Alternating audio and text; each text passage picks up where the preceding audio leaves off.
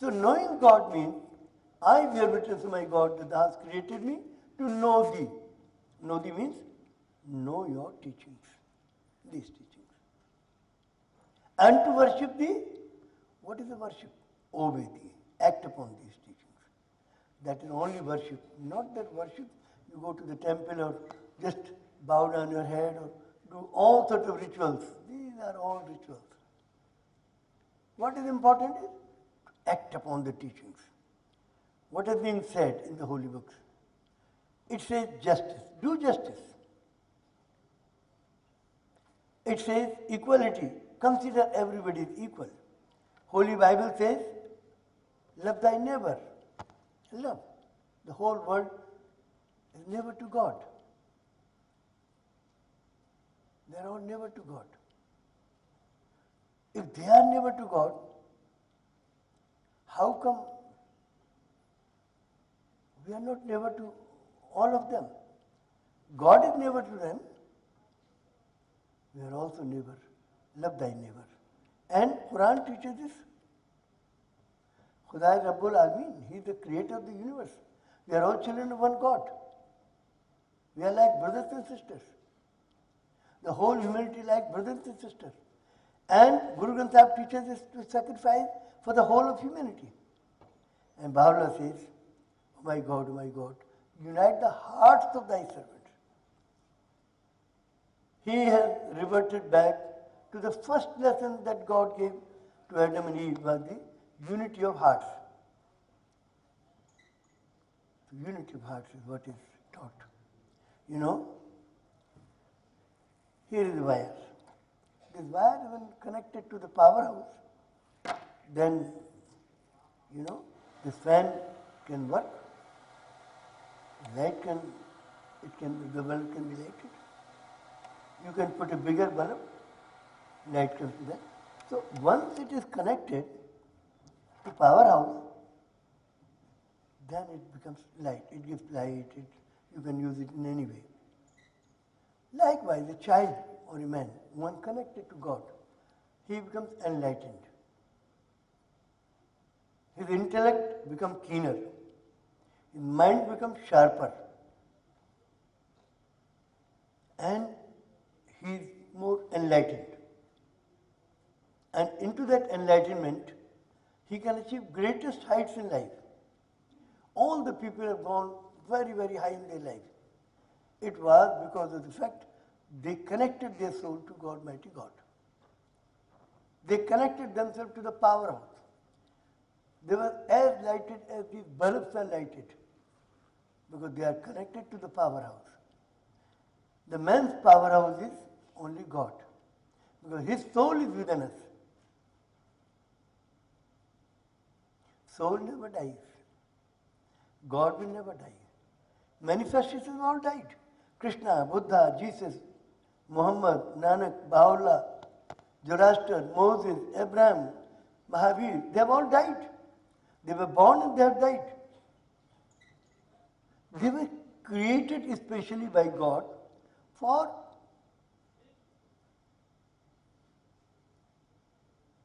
message to be sent by God. How the God sent his message? God doesn't take a body form. He has no mouth. He has no tongue. God never, so God can't speak. But then if you want to say something to the creation, he will create a divine mystery. They were all divine mysteries. They were specially created to convey the message of God to the people. Jesus is what? He is a messenger of God. He brought the message. Messenger means who brought the message. What is Muhammad? Muhammad is a messenger of God. He brought a message of Holy Quran.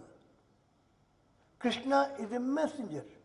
He brought the message of God in Bhagavad Gita. They are all messengers. They brought messages. So all the revealed books of God are unerring. But unrevealed books, for example, this is Ramayana. It's written by a saint.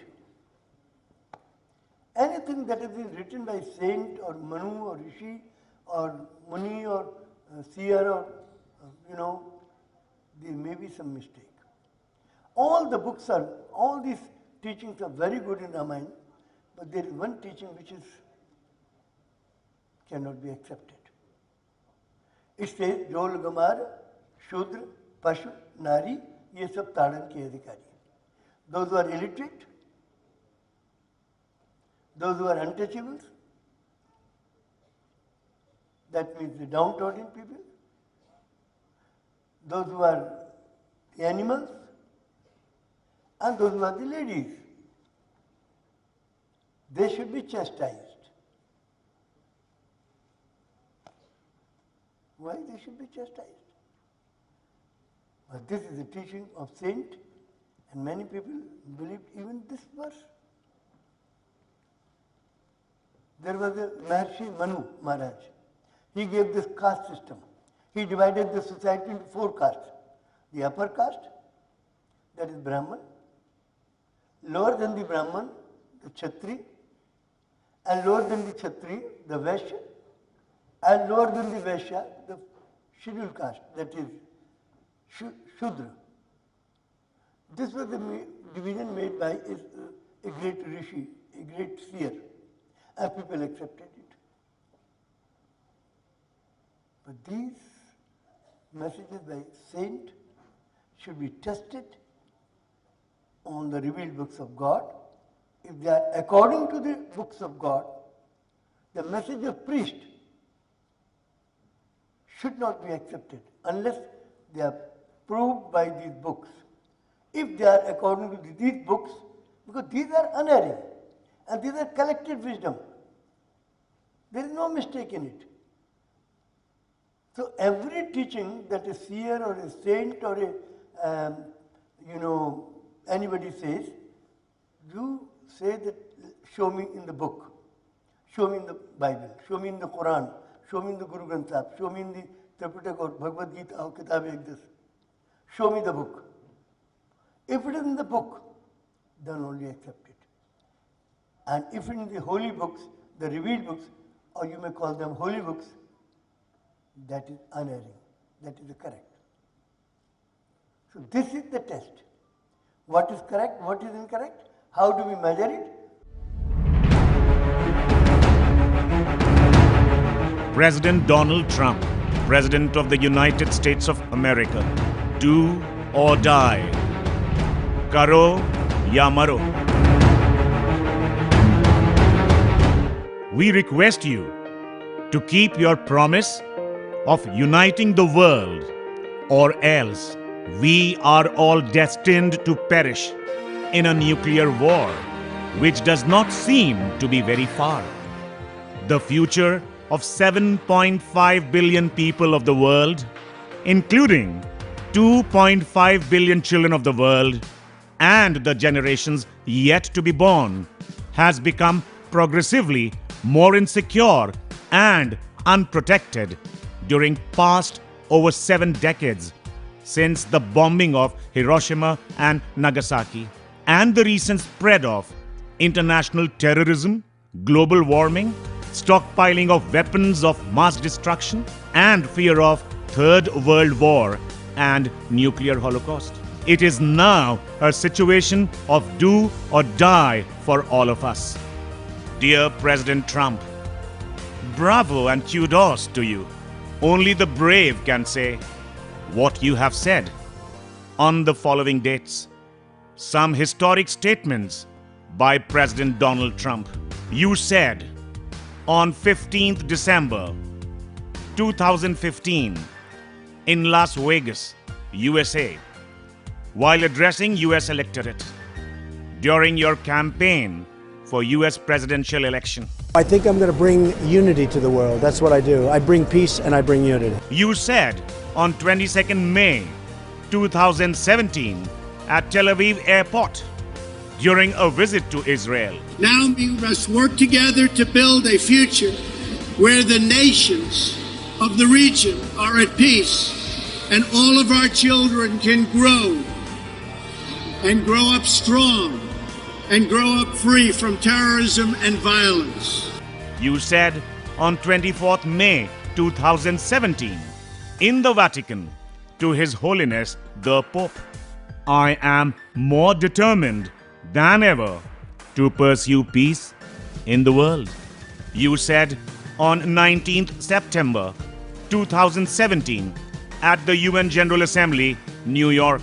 Making a better life for our people also requires us to work together in close harmony and unity to create a more safe and peaceful future for all people. You said on 26 January 2018 in Davos, Switzerland, at the World Economic Forum. That we are all stronger when free, sovereign nations cooperate toward shared goals, and they cooperate toward shared dreams. You said on 24th October 2018 in Mosinee, Wisconsin, USA. We want all sides to come together in peace and harmony. We can do it. We can do it. We can do it. It'll happen. We are all proud of you as the greatest world leader because you have promised to unite the world and make it a nice place worth living.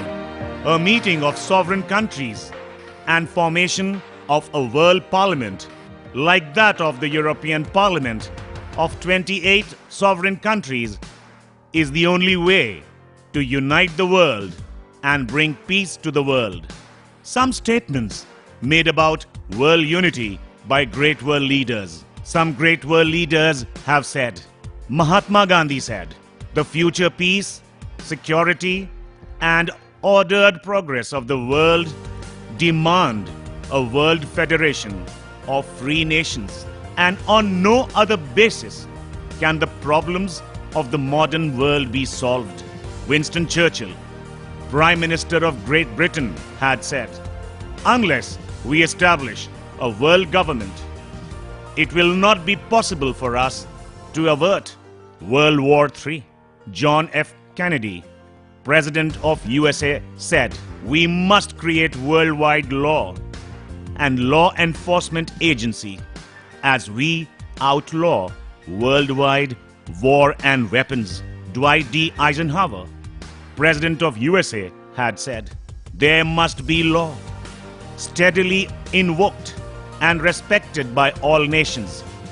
For without law, the world promises only such meager justice as the pity of the strong upon the weak. Mikhail Gorbachev, President of USSR, had said, an awareness of the need for some kind of global government is gaining ground, one in which all members of the world community would take part. Pandit Jawaharlal Nehru, the first Prime Minister of India, said, either the world will unite or it will perish. Dear President Trump, many world leaders in the past have said that world unity is required and it is the only solution to save mankind from complete annihilation. But only you have promised you will unite the world and establish peace on the earth to US public and your voters, to His Holiness the Pope, and to the people of the world. Dear President Trump, you are the first world leader in the history of mankind who has committed to bring about world unity and world peace. You are the greatest leader of mankind who has said that I am going to bring unity to the world. There have been many world leaders before you who have only said that unity of the world is needed. But you are the only one who said that. I think I'm going to bring unity to the world. President Donald Trump created history by befriending North Korean leader. Mr. President Trump, being the leader of the most powerful country in the world, you have shown the greatest capability to leave the past behind by moving ahead for the good of the people of the world with your power of unconditional love. You have lived the words of the great US President Abraham Lincoln, who once said that, "The best way to destroy an enemy is to make him a friend. It takes a lot of courage and willpower to embrace a once hostile nation and announce that you share a very special bond with its leader. At the historic Singapore summit on 12 June 2018, you shook hands with Chairman of North Korea, Kim Jong-un, and turned hostility into friendship. This was one of the rarest, unprecedented, and unthought of acts of your courage in the history of humanity. You have forgiven a once hostile country and saved the world from the scourge of war. At your press meet in the White House, you had said, "Anyone can make war, but only the most courageous can make peace.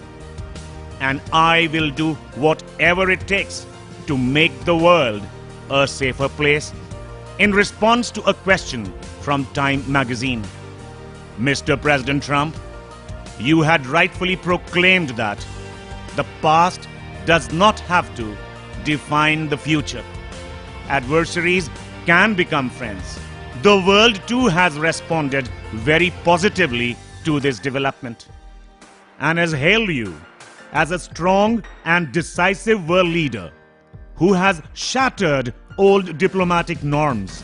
You have created history, as it was unthought of to get North Korea to take concrete steps towards denuclearization.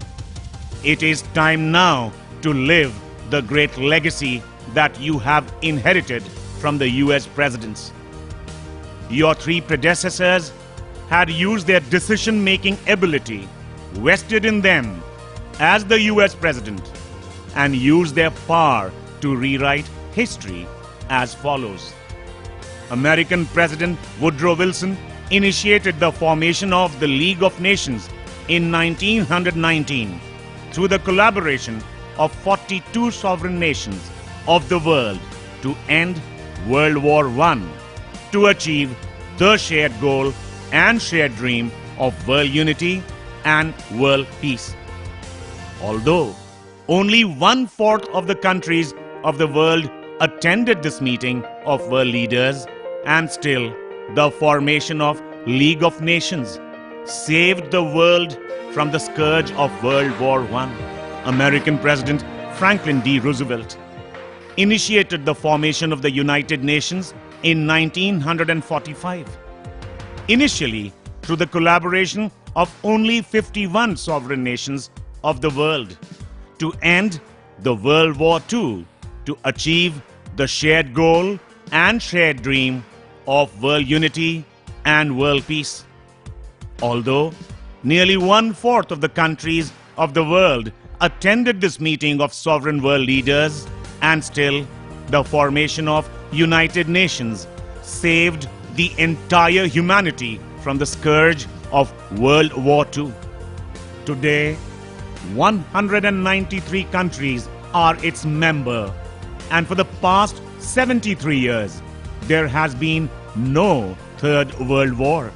American President Harry S. Truman initiated the formation of European Union by implementing the Marshall Plan in 1948 through a donation of $13 billion to rebuild Europe, which ultimately led to the formation of European Parliament, initially through the collaboration of 6 sovereign European nations, which grew to include 28 sovereign nations to achieve the shared goal and shared dream of unity of European countries, where no nation is required to give up its sovereignty.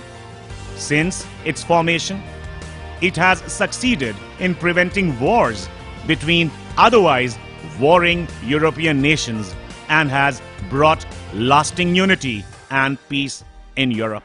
For the past 70 years, since the formation of European Union, there has been no European war. Dear Mr. Trump, like the above 3 far-sighted and visionary US presidents, You must now call an urgent meeting of sovereign countries of the world, with even a few countries attending initially, to collaborate to form a world parliament for a shared goal and shared dream of world unity and world peace. In such a new democratic system, every country will enjoy its sovereignty and at the same time will collaborate with other sovereign nations to achieve and realize the shared goal and shared dream of world unity and world peace. Unity is the biggest strength, though a single nation or a rogue nation can threaten or challenge the authority of one nation. However, no single nation or a rogue nation can challenge the authority of the nations that have collaborated.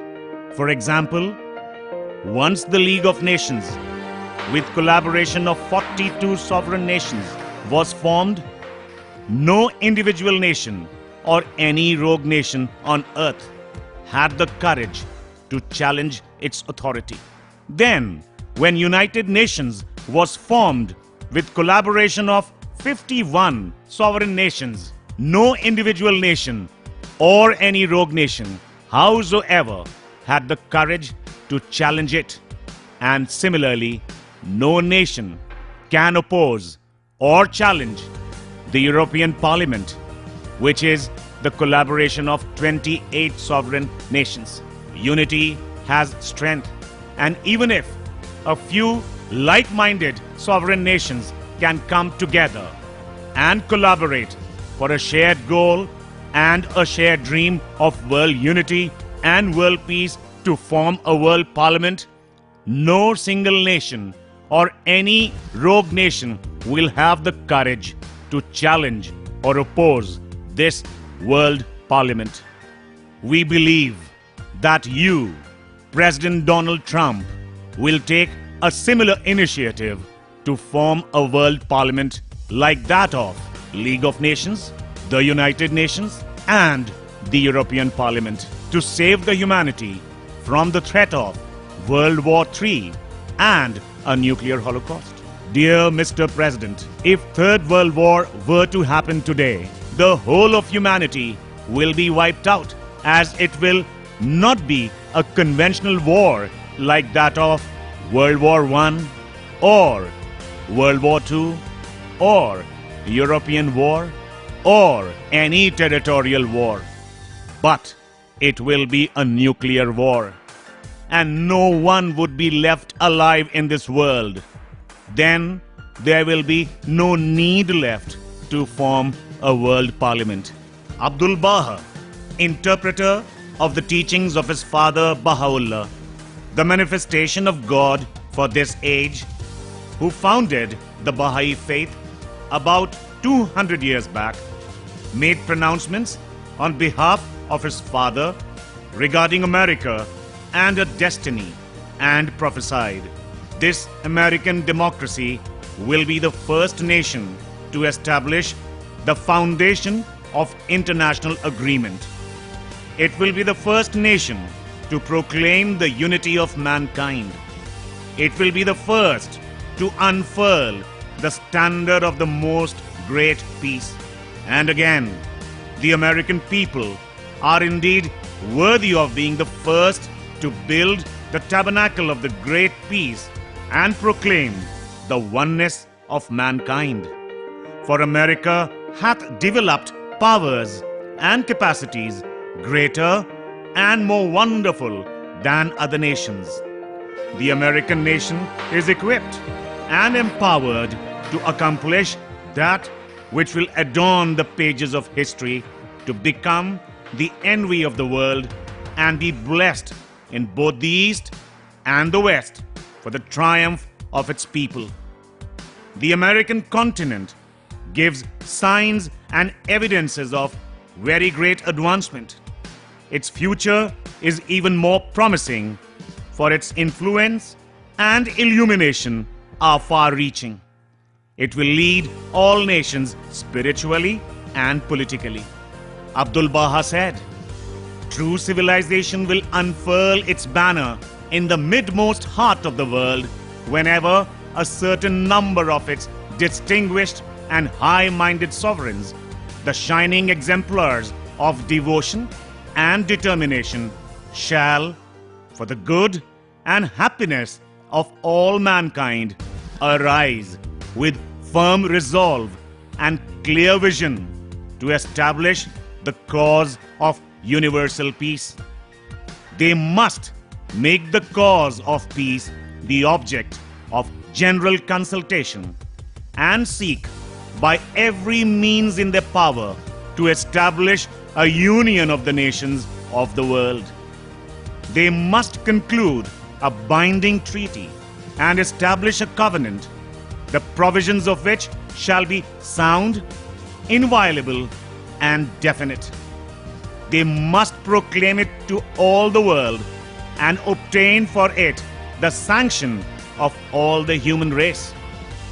This supreme and noble undertaking, the real source of the peace and well-being of all the world, should be regarded as sacred by all that dwell on earth. All the forces of humanity must be mobilized to ensure the stability and permanence of this most great covenant. In this all-embracing pact, the limits and frontiers of each and every nation should be clearly fixed. The principles underlying the relations of governments towards one another definitely laid down, and all international agreements and obligations ascertained. President of America, Harry Truman, had said, "Men make history and not the other way around." In periods where there is no leadership, society stands still. Progress occurs when courageous, skillful leaders seize the opportunity to change things for the better. The world today has become increasingly interdependent. Today, no nation, howsoever powerful, can survive alone. Now is the time when a world leader needs to come forward and take lead to unite all the nations of the world. We believe President Donald Trump is one such leader who can take lead to unite the world by calling a meeting of world leaders and form a world parliament. Abdul Baha had also said, "Do not busy yourself only in your own concerns or the concerns of your own countries alone. Let your thoughts be fixed upon that which will rehabilitate the fortunes of mankind and sanctify the hearts and souls of men." Dear Mr. President Trump, in you we see the strongest and the most compassionate world leader who can rehabilitate the fortunes of mankind by forming a world parliament. If you feel like consulting with us further on this issue, we can come to meet you in the White House. On behalf of 2.5 billion children of the world and the generations yet to be born, as well as the entire humanity, we are looking towards you for your action to call a meeting of world leaders in 2019 and form a world parliament in 2019.